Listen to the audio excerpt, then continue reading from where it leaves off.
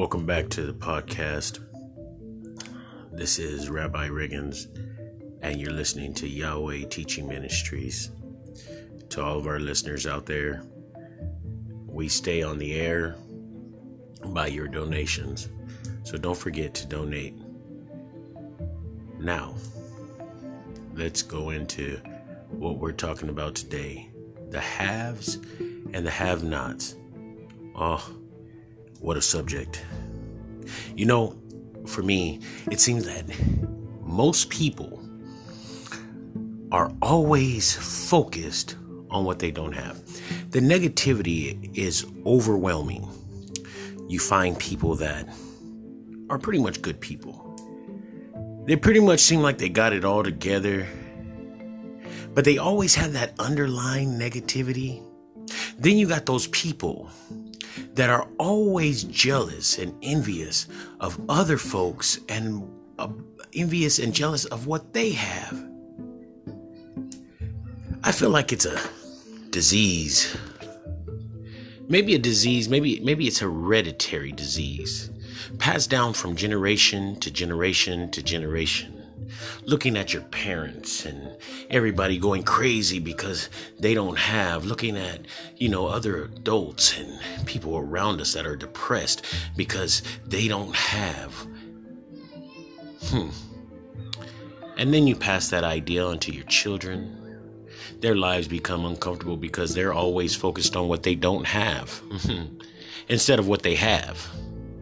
So we have these people that we call the haves and the have-nots. Now, I believe 98% of the people in this world are the have-nots. In other words, they are the people that are always focused on what they don't have. They are miserable people because all they focus on is what they want, what they need to get, what they're going to get in the future. And when these things don't happen for them, they begin to get angry, depressed. They begin to lose hope because they're always focused on what they don't have. And then we have the 2%. Call them the 2%. These 2% are a diamond in the rough. They are one of a million. These are the ones that I call the haves. Okay? Now, the haves were born special.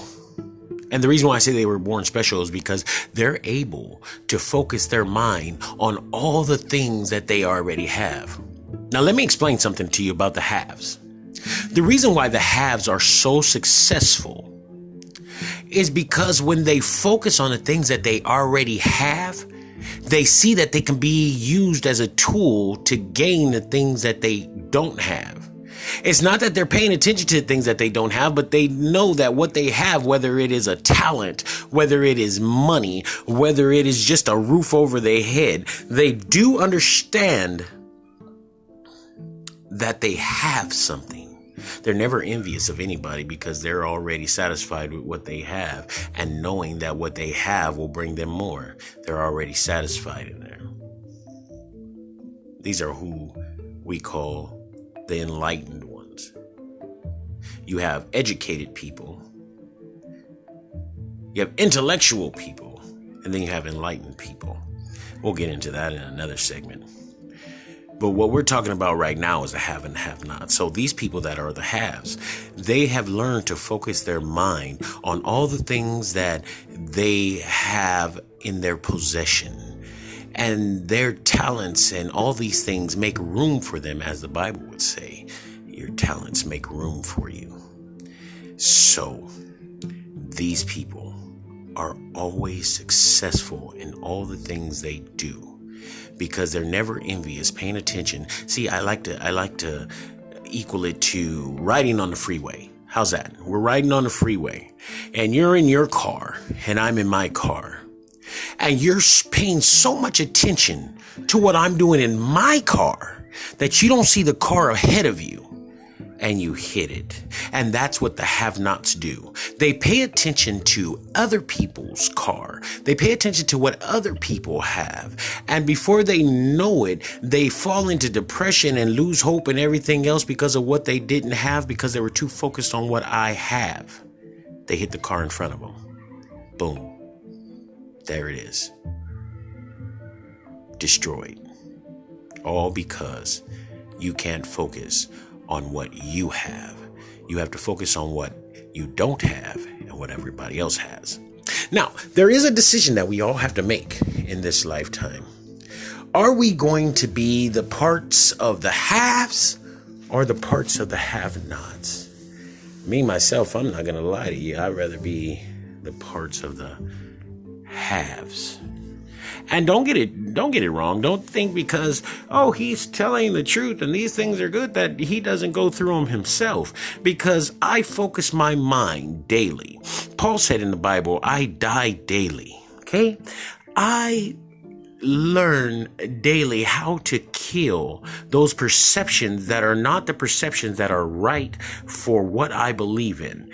I train my mind to trust my Creator and believe that He dwells in me at all times. But it is a practice, my friends. It is a practice from going from the have-nots to the haves. If you weren't born a have and you were born a have-not, diseased with the traditions and ideas of the ones that came before you, then for you it's going to be a little bit of work, a little bit of frustration as you refocus your mind and transform your perception to the perceptions of the haves. I wonder if one person on this podcast would accept a challenge from me, because I challenge someone, anyone, everyone, to take 7 days, just 7 days, and don't focus on what you don't have. You don't have enough money for the rent, but you have a house, so focus on the house. You don't have enough money for the car payment, but you have a car. Focus on the car. You don't have enough money to get your children any shoes, but you have children. Focus on having children. For all the things negative that can come into your mind that can deter you from being great or enlightened, I want you to practice on changing your mind. Change your perception of things. We need a whole lot of haves, and we need less have-nots. I think you might not understand, but I would hope you do. Now, we can get into all kind of scriptures of the haves and the have-nots, but we'll save that for another day. Our podcast is to enlighten each individual. We have teachings and classes and meditation classes that we'll be doing with people. We are brand new in this podcast system, but we do want you to understand that we're only here to help and to give you a better idea of your life and what you go through. Again, a lot of things that you go through in life are not because of anybody else or because of what somebody did to you or what somebody didn't do for you. Most of your issues in life come from you, what you allow, what you believe, and what you perceive.